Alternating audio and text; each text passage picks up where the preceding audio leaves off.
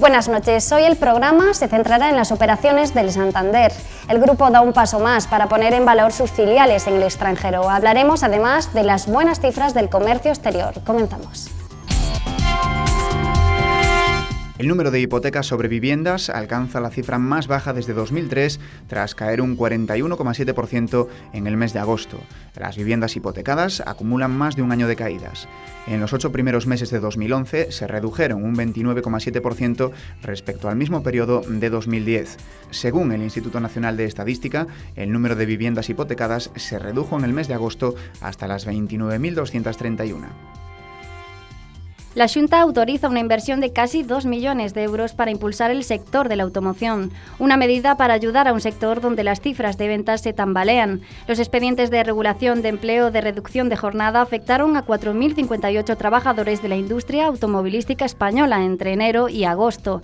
Siguen así el modelo alemán para paliar los efectos de la crisis, reduciendo la jornada laboral y los salarios.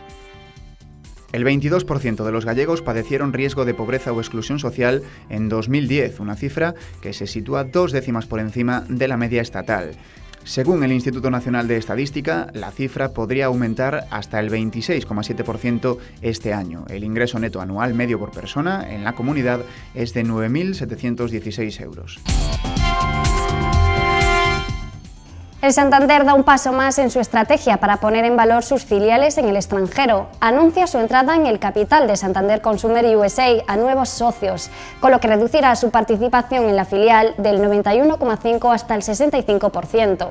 La operación, que se realiza mediante una ampliación equivalente al 25% del capital, le reportará a la entidad una plusvalía de 1.000 millones de dólares.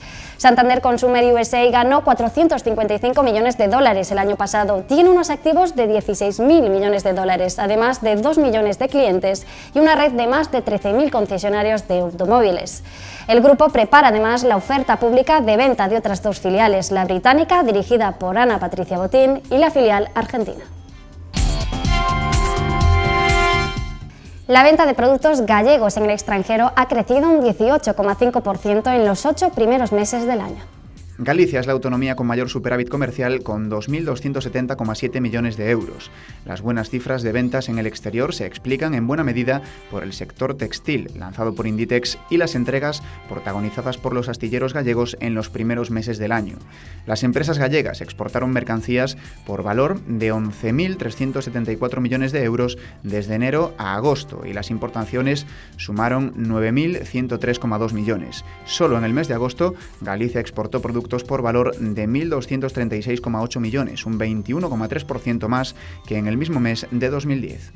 Con las positivas cifras de ventas en el exterior, llegamos al final del programa. Recuerden que regresamos mañana a la misma hora. Hasta entonces, que pasen una buena noche.